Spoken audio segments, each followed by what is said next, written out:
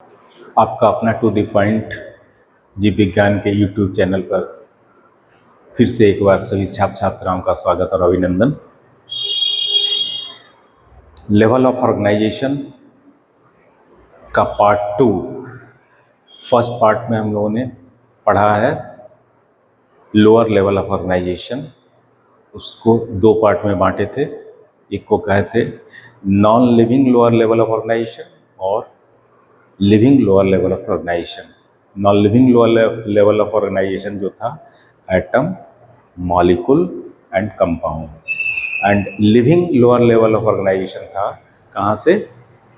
आपका कंपाउंड से ऊपर। कंपाउंड से ऊपर का है प्रोटोप्लाज्म, उसके बाद जो है सेल, फिर क्या है टिश्यू, फिर है ऑर्गन सिस्टम और बॉडी ऑफ लिविंग ऑर्गेनिज्म। तो ये था आपका लोअर लेवल ऑफ ऑर्गेनाइजेशन। अब हम लोग पढ़ेंगे higher level of organisation. Higher level of organisation.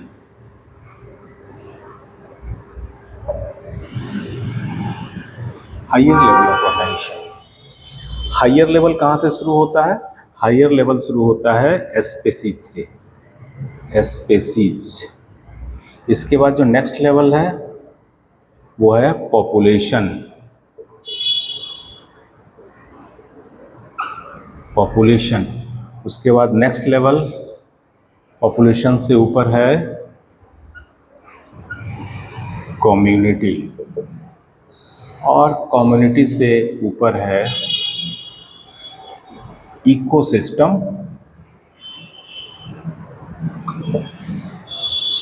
और इकोसिस्टम से फिर ऊपर है बायोस्फीयर।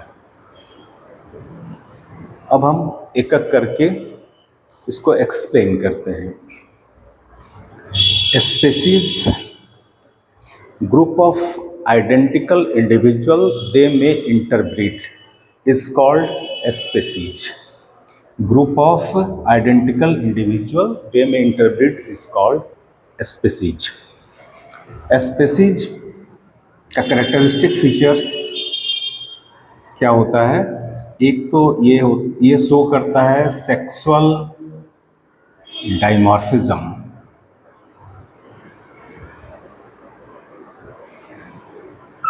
दूसरा जो कैरेक्टरिस्टिक फीचर है वो है आपका पॉलीमॉर्फिज्म। पॉलीमॉर्फिज्म।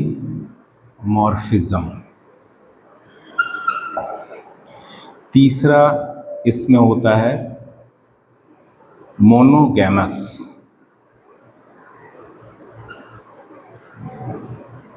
चौथा है पॉलीगैमस।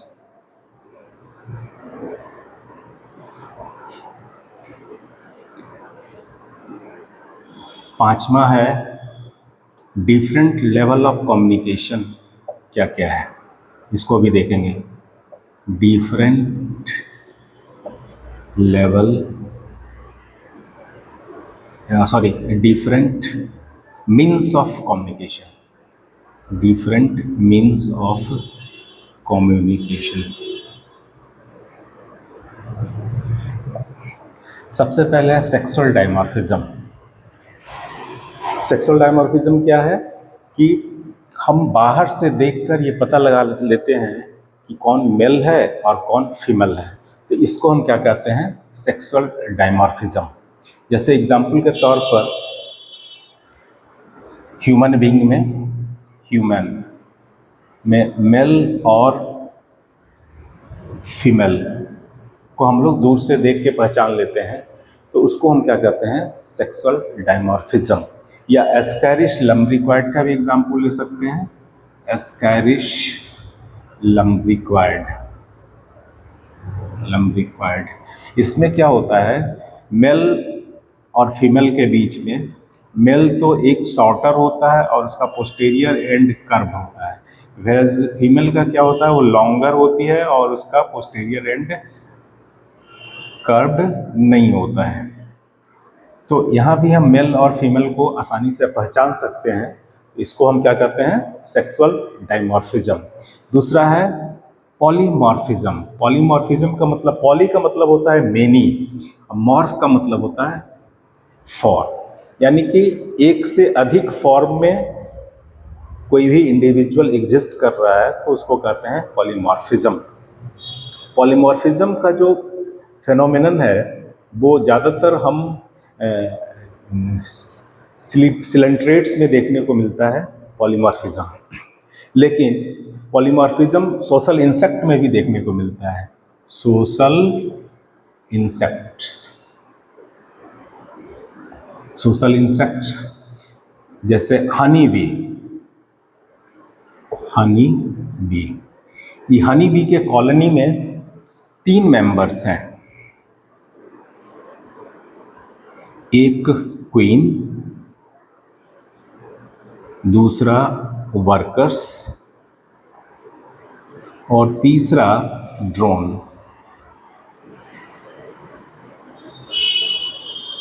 देखिए जो क्वीन होती है वो फीमेल होती है और ये क्या होगा, डिप्लॉयड, और क्या होगी, फर्टाइल। वर्कर्स जो काम करने वाला होता है हनी बी के कॉलोनी में, उसको हम कहते हैं वर्कर्स। ये भी डिप्लॉयड होता है लेकिन क्या होता है, एस्ट्राइल। ड्रोन क्या होता है, हैप्लॉयड होता है, और ये क्या है, फर्टाइल मेल, फर्टाइल मेल। तो इस तरीके से ये पॉलीमॉर्फिज्म शो करता है। तो सेक्सुअल डाइमॉर्फिज्म जिसको हम दूर से देख करके मेल और फीमेल के बीच में पहचान कर लें। पॉलीमॉर्फिज्म यानी एक से अधिक फॉर्म हो तो उसको हम कहते हैं पॉलीमॉर्फिज्म। जैसे हनी बी के कॉलोनी में 3 तरीके के मेंबर्स पाए जाते हैं, एक क्वीन होती है, एक वर्कर्स होता है, एक ड्रोन होता है। क्वीन डिप्लॉयड है, फर्टाइल है, एग लेइंग का काम इसका है। वर्कर्स जो और काम कर सकते हैं, सारे काम वर्कर्स ही करते हैं। तो ये डिप्लॉयड है लेकिन कैसा है, एस्ट्राइल है। उसके बाद ड्रोन्स मेल होता है, फर्टाइल भी है लेकिन कैसा है, ये हैप्लॉयड है। तो ये है पॉलीमॉर्फिज्म। दूसरा है मोनोगैमस। मोनोगैमस क्या है कि मेल और फीमेल के बीच में ऐसा एसोसिएशन है जो एक बार बना तो लाइफ लॉन्ग तक रहेगा, उसको कहते हैं मोनोगैमस लाइफ। हमारे एक एनिमल्स में स्वान, हंस, इसमें मेल और फीमेल का जोड़ा एक बार अगर एस्टेब्लिश हो गया तो वो लाइफ लॉन्ग तक रहता है साथ में। पॉलीगैमस क्या है, इसमें जो लाइफ पार्टनर है वो फिक्स नहीं होता है, ये वेरिएबल है, चेंजेबल है, ये चेंज करते रहता है। जैसे रैट्स में या डियर में, तो ये सारे जो है पॉलीगैमस होते हैं, मतलब कि इसका जो लाइफ पार्टनर है वो फिक्स नहीं है। तो ऐसा जो कैरेक्टरिस्टिक होता है स्पीसीज के बीच में उसको क्या कहते हैं हम, पॉलीगैमस। मोनोगैमस में एक बार अगर एसोसिएशन हुआ तो लाइफ लॉन्ग तक चलेगा, मेल और फीमेल अपने पूरे जीवन भर एक ही साथ रहेगी, तो इसको कहते हैं मोनोगैमस। अब डिफरेंट मीन्स ऑफ कम्युनिकेशन क्या क्या है स्पीसीज के अंदर। डिफरेंट मीन्स ऑफ कम्युनिकेशन में देखिए, सबसे पहला है बाय टॉकिंग। बाय टॉकिंग, बातचीत के द्वारा, जो बहुत ज़्यादा एडवांस है जैसे ह्यूमन बीइंग है, बातचीत से अपना कम्युनिकेशन कर लेता है। दूसरा है स्मेलिंग। स्मेलिंग सूंघ करके कैसे कम्युनिकेशन होता है। गौशाला में बहुत सारी गायें लगी रहती है और उसका जो बछड़ा है या काफ को जब छोड़ा जाता है तो अपने मदर को वो रिकॉग्नाइज कर लेता है। तो मदर को कैसे रिकॉग्नाइज करता है, स्मेल से वो पहचान लेता है कि ये हमारी माँ है, और तब जाकर के वो उसके थन में दूध पीता है।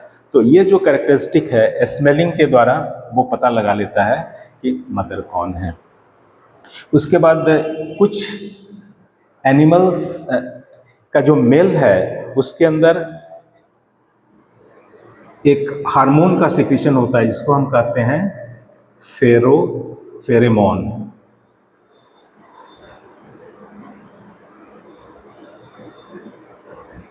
जो फेरोमोन है एक हार्मोन्स है, जैसे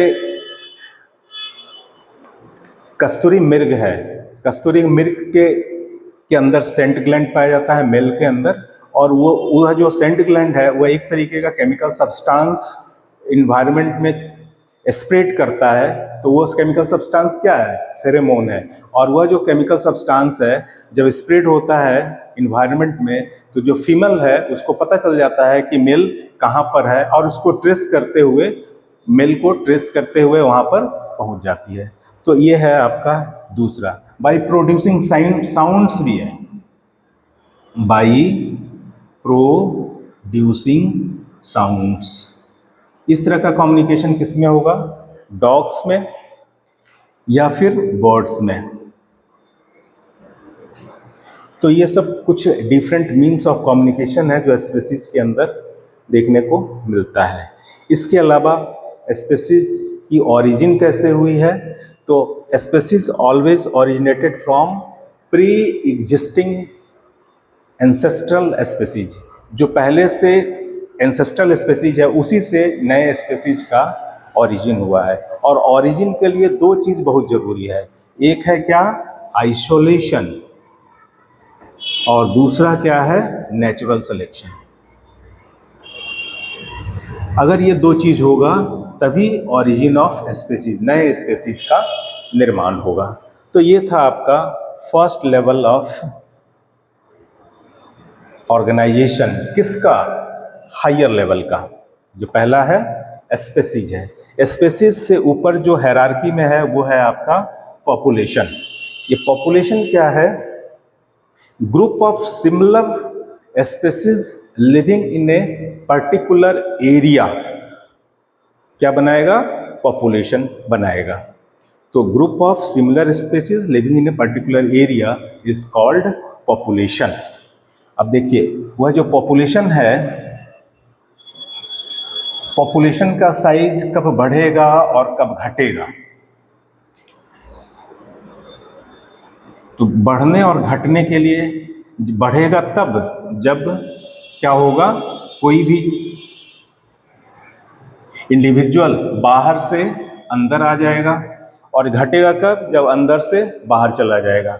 जैसे एग्जाम्पल के तौर पर आप लीजिए, कौन कौन सा फैक्टर है साइज को इंक्रीज करने वाला? पॉपुलेशन साइज इंक्रीज करने के लिए क्या क्या हो सकता है? एक तो हो सकता है नेटलिटी,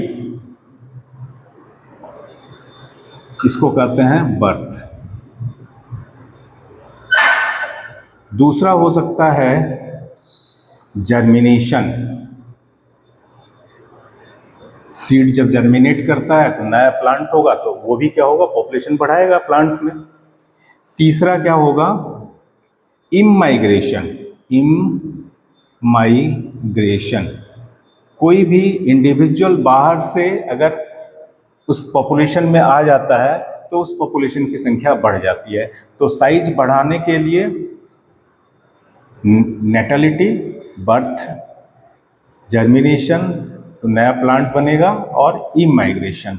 घटाने के लिए क्या होता है? डिक्रीजेस, साइज को इंक्रीज करने के लिए ये था इंक्रीज। और डिक्रीज करने के लिए क्या होगा? साइज डिक्रीज कब होगा? Mortality, mortality. Then immigration, immigration,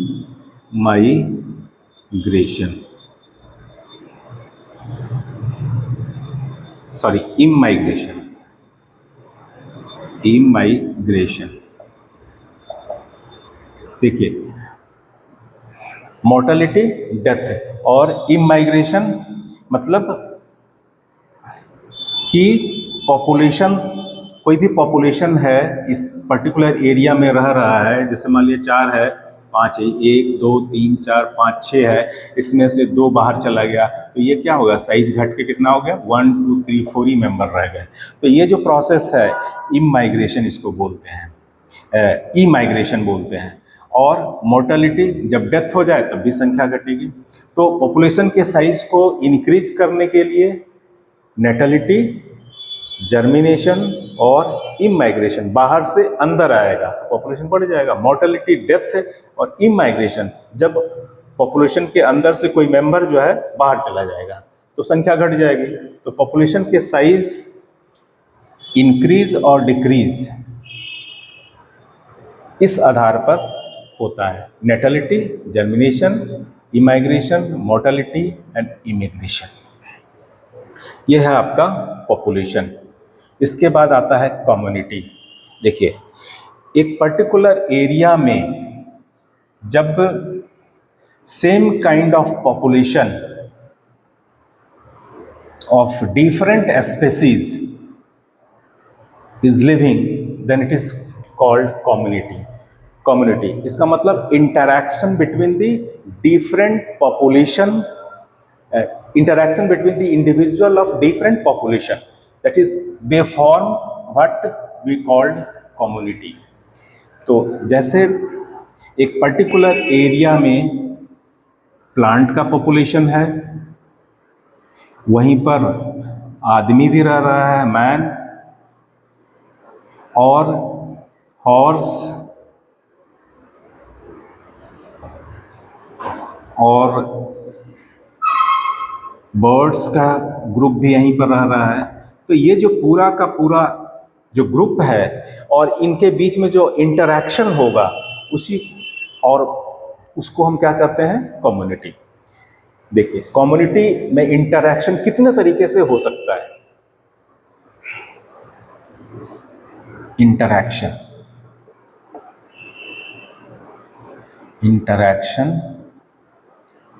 among the individual of a community। कितने तरीके से इंटरैक्शन हो सकता है। तो सबसे पहले हम यहाँ लिखते हैं सिम्बायोसिस।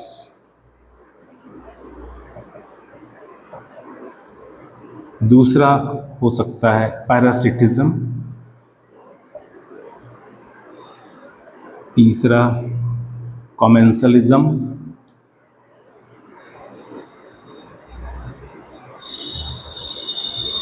चौथा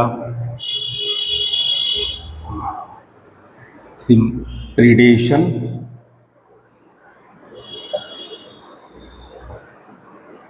स्कैवेंजरिंग।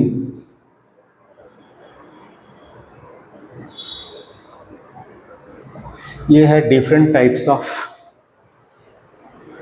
Interaction which takes place in the community. Symbiosis क्या है? यह दो जीवों का ऐसा संबंध है जिसमें दोनों को फायदा होता है। तो ऐसे एनिमल इंटरैक्शन को हम क्या कहते हैं? सिम्बायोसिस। देखिए, ये जो सिम्बायोसिस है ये कई एक तरीके का हो सकता है। एक प्लांट और प्लांट के बीच में, प्लांट एंड प्लांट,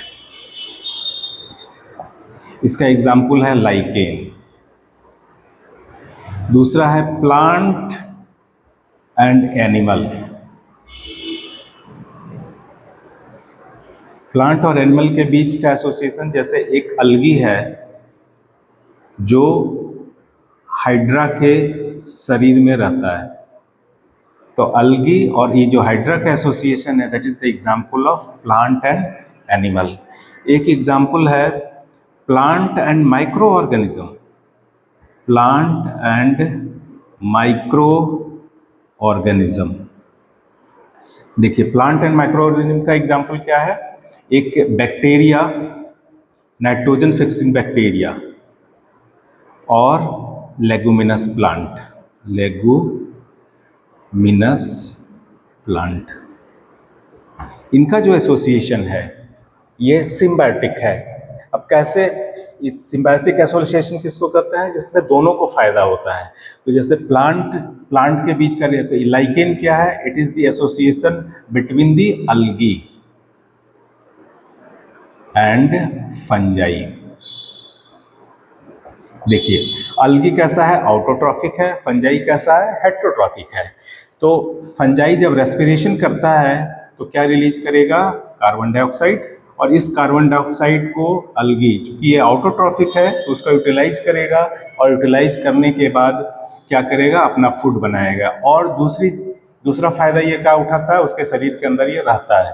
तो ये जो एसोसिएशन है प्लांट और प्लांट का, ये दोनों को फायदा हो रहा है, फंजाई को भी फायदा हो रहा है और अलगी को भी फायदा हो रहा है। फंजाई को क्या फायदा होगा, ये जो फूड मटेरियल बनाएगा उसका ये एब्जॉर्ब कर लेगा, तो दोनों को फायदा हो रहा है इसमें। तो ऐसे एसोसिएशन को हम क्या कहते हैं, सिम्बायोसिस। एक दूसरा है प्लांट और एनिमल के बीच का एसोसिएशन है, जैसे हाइड्रा। हाइड्रा कैसा है, आउटोट्रॉफिक नहीं है, ये हेट्रोट्रॉफिक है। अलगी कैसा है, आउटोट्रॉफिक है, तो ये एनिमल है इसलिए हेट्रोट्रॉफिक है। तो ये क्या, ये जो अलगी है ये इस हाइड्रा के शरीर के अंदर रहता है। तो जब हाइड्रा के शरीर के अंदर रहेगा तो हाइड्रा में रेस्पिरेशन होगा तो कार्बन डाइऑक्साइड रिलीज करेगा। उस कार्बन डाइऑक्साइड को अलगी क्या करेगा, फूड के लिए इस्तेमाल करेगा, और फूड जब बनाएगा तो ये क्या रिलीज करेगा, ऑक्सीजन, और इस ऑक्सीजन को हाइड्रा जो है रेस्पिरेशन में इस्तेमाल करेगा। तो इस तरह से प्लांट और एनिमल का ये एसोसिएशन है, इसमें दोनों को फायदा होता है। एक है प्लांट और माइक्रो ऑर्गेनिज्म, जैसे bacteria, nitrogen fixing bacteria leguminous plant के रूट में पाया जाता है, root nodules of leguminous plant. तो इसमें क्या होता है, ये जो बैक्टीरिया है एटमॉस्फेरिक नाइट्रोजन को फिक्स कर देता है, और उस नाइट्रोजन का इस्तेमाल कौन करता है, लेगुमिनस प्लांट।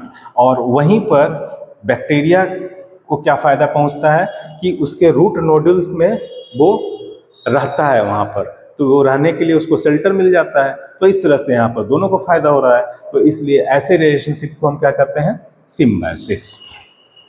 एक है पैरासिटिज्म, ये दो जीवों का ऐसा संबंध है जिसमें एक जीव को तो फायदा होता है और दूसरे जीव को नुकसान होता है। जिसको फायदा होता है उसको हम क्या कहते हैं, पैरासाइट, परजीवी, और जिसको नुकसान होता है उसको क्या कहते हैं, होस्ट। तो होस्ट और पैरासाइट का ये रिलेशनशिप है, इसको हम क्या कहते हैं, पैरासिटिज्म। जैसे एग्जाम्पल के तौर पर आप हमारे शरीर के अंदर जो पाया जाता है, जैसे ट्रिपैनोसोमा,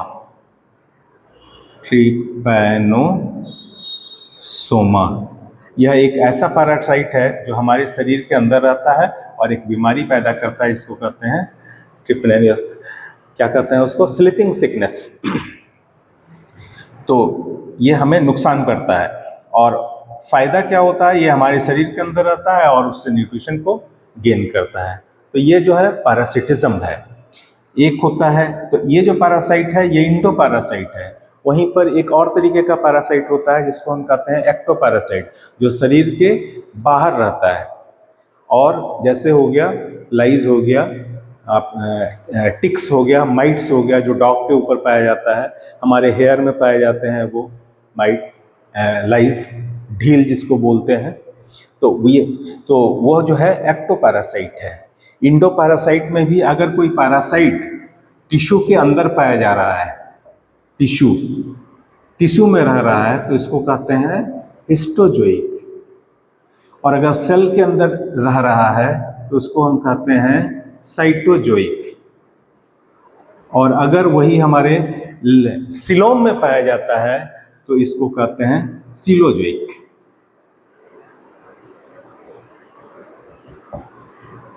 हिस्टोजोइक, साइटोजोइक एंड सिलोजोइक।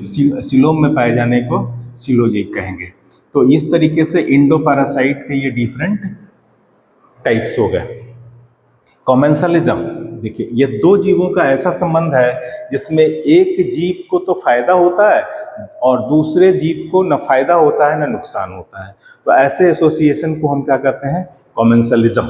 जैसे एग्जाम्पल के तौर पर क्या है, hermit crab and C anemone.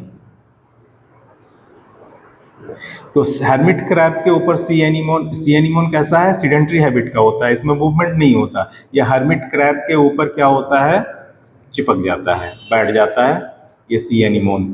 तो अब जब इसका मूवमेंट होता है तो इसके साथ साथ जो है ये भी एक स्थान से दूसरे स्थान पर चला जाता है। तो इसमें फायदा तो इसको हो रहा है और इसको कोई नुकसान उससे नहीं है। तो इस तरीके से यह जो एसोसिएशन है इसको हम क्या कहते हैं, कॉमेंसलिज्म। एक है बहुत ही important, predation, stronger one kills the weaker one. जो मजबूत होता है वह कमजोर को मारता है। तो जो मारता है उसको हम कहते हैं प्रीडाटोर, प्रीडाटोर, और जो मरता है उसको हम क्या कहते हैं, प्रे। तो प्रे प्रीडाटोर रिलेशनशिप है ये, जिसमें एक को तो फायदा हो रहा है और दूसरा को इतना नुकसान हो रहा है कि वो इस दुनिया से ही चला जा रहा है। तो इसको कहते हैं प्रीडेशन। एक है एस्केवेंजरिंग। एस्केवेंजरिंग क्या है कि अगर कम्युनिटी के अंदर जो लिविंग ऑर्गेनिज्म है वो मर जाता है, उसका डेथ हो जाता है, तो कुछ ऐसे एनिमल पाए जाते हैं जो उस डेड और डिकेइंग ऑर्गेनिज्म के शरीर से भोजन को ग्रहण करते हैं। तो इस तरह से यह स्कैवेंजरिंग का काम करता है।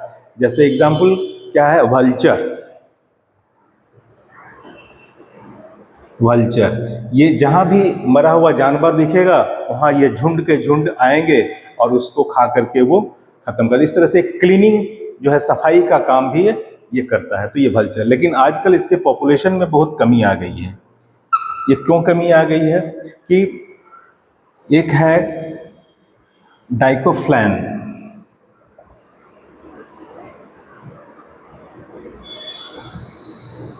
डाइकोफ्लैन यह एक दवाई है जो कि वेटनरी का मतलब होता है गाय को या फिर भैंस को, जानवरों को दिया जाता है। ये डाई किस लिए दिया जाता है, अगर कहीं स्वेलिंग हो गया है और पेन है तो इसके लिए यह दवाई दिया जाता है। और यह जो दवाई है, क्या होता है कि जब वो जानवर मरता है तो मरने के बाद क्या होता है, एक फेनोमेनन है जिसको कहते हैं बायोलॉजिकल मैग्निफिकेशन।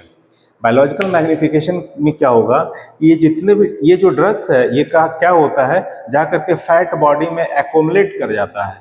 और एकोमुलेट कर जाने के बाद क्या होगा, जब वल्चर उसको खाएगा तो फूड चेन के द्वारा यह जो केमिकल सब्सटेंस है वो फूड चेन के द्वारा वल्चर के अंदर चला गया। और वल्चर के अंदर जब जाएगा तो ये क्या करता है, ये किडनी के ऊपर उसका बहुत ही हार्मफुल इफेक्ट है, यह किडनी को डैमेज कर देता है, जिसके कारण वल्चर का डेथ हो जाता है। तो इस तरीके से यह इसकी संख्या जो है धीरे धीरे घट रही है।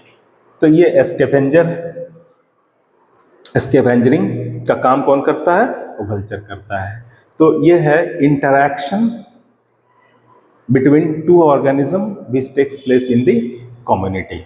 इसके बाद जो नेक्स्ट लेवल है उसको हम क्या कहते हैं, ecosystem. It is the interaction between the living and non living components. Living और नॉन लिविंग कंपोनेंट्स के बीच का ये इंटरैक्शन है। और बहुत सारे कम्युनिटी मिल करके किस चीज का निर्माण करेंगे, इकोसिस्टम। तो इस इकोसिस्टम में दो तरीके के कंपोनेंट्स हैं। एक है आपका एबायोटिक कंपोनेंट्स। एबायोटिक को हम नॉन लिविंग कंपोनेंट्स भी कह सकते हैं, नॉन लिविंग कंपोनेंट्स। एक दूसरा जो है वो है आपका biotic components. Biotic components, biotic components में आएगा आपका लिविंग, जो लिविंग ऑर्गेनिज्म है ये इसमें आएंगे। एबायोटिक कंपोनेंट जैसे सनलाइट हो गया, पीएच, टेम्परेचर, ये सारा जो है एबायोटिक कंपोनेंट्स है। बायोटिक कंपोनेंट्स में क्या आएगा, आपका जो लिविंग कंपोनेंट्स है इसका भी लेवल है। पहला लेवल क्या होगा, प्रोड्यूसर का होगा। दूसरा लेवल क्या होगा, कंज्यूमर। और तीसरा जो होगा वो है आपका डिकम्पोजर। प्रोड्यूसर ऑटोट्रॉपिक होता है, ये पूरे इकोसिस्टम के अंदर फूड का प्रोडक्शन करता है। इसमें ज्यादातर ग्रीन प्लांट्स है। दूसरा है कंज्यूमर। देखिए ये जो कंज्यूमर है ये ऑटोट्रॉपिक है प्रोड्यूसर, जबकि कंज्यूमर क्या है, हेट्रोट्रॉपिक। ट्रॉपिक। ये अपना भोजन खुद नहीं बना सकता, ये डिपेंड करता है किसके ऊपर? ग्रीन प्लांट के ऊपर निर्भर करता है। अब ये जो कंज्यूमर है इसमें भी हो सकता है क्या? प्राइमरी कंज्यूमर, प्राइमरी कंज्यूमर, फिर होगा एक सेकेंडरी कंज्यूमर, सेकेंडरी कंज्यूमर, और फिर एक होगा टर्शियरी कंज्यूमर, टर्शियरी कंज्यूमर। तो ये कंज्यूमर के 3 level, primary, secondary, tertiary, quaternary भी किसी किसी फूड इकोसिस्टम के फूड चेन में पाया जाता है। और जब प्रोड्यूसर या कंज्यूमर डेड हो जाता है, मर जाता है, तो उसको रिसाइकिल करने के लिए माइक्रोब्स उसके ऊपर काम करते हैं। तो वो क्या करता है? उसके बॉडी को डिकम्पोज करके उसके जो कंस्टिट्यूएंट यूनिट्स है, कार्बन, नाइट्रोजन, ऑक्सीजन, हाइड्रोजन, ये सारी चीज़ को यहाँ से इसके बॉडी से रिलीज करके एटमॉस्फेयर में रिसाइकिल किया जाता है। तो इसलिए बहुत ही इम्पोर्टेंट काम है डिकम्पोजर का। तो यह है आपका इकोसिस्टम। इकोसिस्टम के भी कई टाइप्स हो सकते हैं। एक हो सकता है एक्वेटिक इकोसिस्टम, एक्वेटिक। यह जो इकोसिस्टम है कहाँ होगा? वाटर बॉडी में। एक होगा टेरेस्ट्रियल, टेरेस्ट्रियल, टेरेस्ट्रियल क्या होगा? लैंड सरफेस पर। तो जैसे एक टेरेस्ट्रियल का forest ecosystem, desert, forest, desert, और इसके अलावा और क्या हो सकता है? ग्रासलैंड। ये different kinds of terrestrial ecosystem है। ये नेचुरल है। आर्टिफिशियल इकोसिस्टम क्या है? फार्मलैंड, फार्मलैंड, जो हम खेती बाड़ी करते हैं जिस जमीन पर, वो है आर्टिफिशियल इकोसिस्टम। इसके बाद जो नेक्स्ट लेवल है बायोस्फीयर, यानी कि ये जो हमारा अर्थ है, उस अर्थ के पर जो लाइफ पाया जाता है, वो पूरा का पूरा जो एरिया है उसको हम क्या कहते हैं? बायोस्फीयर। तो अर्थ में, अर्थ सरफेस को 3 पार्ट में बांटते हैं, लिथोस्फीयर, लिथोस्फीयर, और दूसरा है आपका हाइड्रोस्फीयर, हाइड्रोस्फीयर, और तीसरा है आपका एटमॉस्फेयर, एटमॉस्फेयर। देखिए लिथोस्फीयर टोटल लैंड सरफेस जो है आप अर्थ का, वो उसमें भी जीव रहता है, तो उसको हम कहते हैं lithosphere. Hydrosphere total land surface, चाहे वो सी हो या फिर लैंड के ऊपर पॉन्ड हो, रिवर हो, ये सारा का सारा जितना भी वाटर बॉडी है सभी मिलकर के बनाता है हाइड्रोस्फीयर, और वहाँ भी लाइफ पाया जाता है। और एक तीसरा है एटमॉस्फेयर, यानी कि अर्थ के सरफेस के ऊपर जो एयर का ब्लैंकेट है, वह जो ब्लैंकेट है उसको हम कहते हैं एटमॉस्फेयर, और उसमें भी लाइफ पाया जाता है। तो इस तरीके से lithosphere, hydrosphere, atmosphere, these 3 are the part of biosphere. और बायोस्फीयर में क्या होगा कि पूरा अर्थ सरफेस जहां भी लाइफ पाया जाता है वो पूरा मिल करके क्या बनाता है? बायोस्फीयर। तो ये है आपका हायर लेवल ऑफ ऑर्गेनाइजेशन। कहां से शुरू होता है? स्पीशीज से लेकर के बायोस्फीयर तक। लोअर लेवल ऑफ ऑर्गेनाइजेशन कहां से शुरू होता है? एटम से लेकर के आपका इंडिविजुअल तक। तो अब देखिए हम शुरू करते हैं एटम से, अब धीरे धीरे ऊपर बढ़ना शुरू कीजिए। सबसे लोअर लेवल पर एटम हो गया, उसके बाद जो नेक्स्ट लेवल होगा वो क्या होगा? एटम से क्या बनेगा? मॉलिक्यूल, मॉलिक्यूल के बाद क्या बनेगा? कंपाउंड, कंपाउंड के बाद क्या बनेगा? कंपाउंड के बाद बनेगा प्रोटोप्लाज्म, प्रोटोप्लाज्म के बाद बनेगा सेल, सेल के बाद बनेगा उससे ऊपर का लेवल टिश्यू, टिश्यू के बाद ऑर्गन, ऑर्गन के बाद ऑर्गन सिस्टम, और ऑर्गन सिस्टम से पूरा बॉडी का निर्माण होगा। उसके बाद ऑर्गन सिस्टम बनने के बाद पूरा इंडिविजुअल बन गया, ग्रुप ऑफ इंडिविजुअल को क्या कह देंगे हम? स्पीशीज। उसके बाद स्पीशीज के ग्रुप को पॉपुलेशन, पॉपुलेशन के बाद नेक्स्ट लेवल कम्युनिटी, कम्युनिटी के बाद इकोसिस्टम, इकोसिस्टम के बाद होगा बायोस्फीयर। तो बायोस्फीयर जो है सबसे टॉप पर है, और बॉटम पर क्या है? एटम। तो अगर हम टॉप टू बॉटम, ऊपर से अगर नीचे जाएं, बायोस्फीयर से लेकर एटम तक, तो क्या होगा? Complexity decreases and simplicity increases. वहीं पर अगर हम बॉटम से टॉप की तरफ जाएं, यानी कि एटम से लेकर के बायोस्फीयर तक, तब क्या होगा? Simplicity gradually decreases but complexity increases. यही खूबसूरती है इसका लेवल ऑफ ऑर्गेनाइजेशन का। और लेवल ऑफ ऑर्गेनाइजेशन होता किस लिए है? ये इसके 3 इंपॉर्टेंट फैक्टर हैं।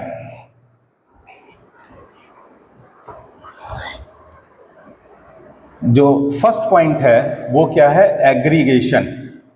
Aggregation. Second one is the interaction. Third one is the equilibrium. And fourth one is the change. ये 4 फैक्टर हैं। ये 4 चीज को अचीव करने के लिए लेवल ऑफ ऑर्गेनाइजेशन में ऑर्गेनिज्म के बीच में इंटरैक्शन होता है। तो हमने देखा क्या? Different level of organisation, higher level और लोअर लेवल। लोअर लेवल को हम 2 पार्ट में बांटे थे। कहाँ कहाँ पर? एक non living level of organisation, दूसरा living level of organisation up to the individual, और हायर लेवल है आपका स्पीशीज से लेकर के बायोस्फीयर तक। तो इस वीडियो में इतना ही। अगले वीडियो में फिर एक नया टॉपिक के साथ फिर से मैं उपस्थित होऊंगा। लेकिन अगर ये वीडियो पसंद आया हो तो इसे लाइक कीजिए, सब्सक्राइब कीजिए, और हो सके तो इसे फॉरवर्ड भी कीजिए। Thank you.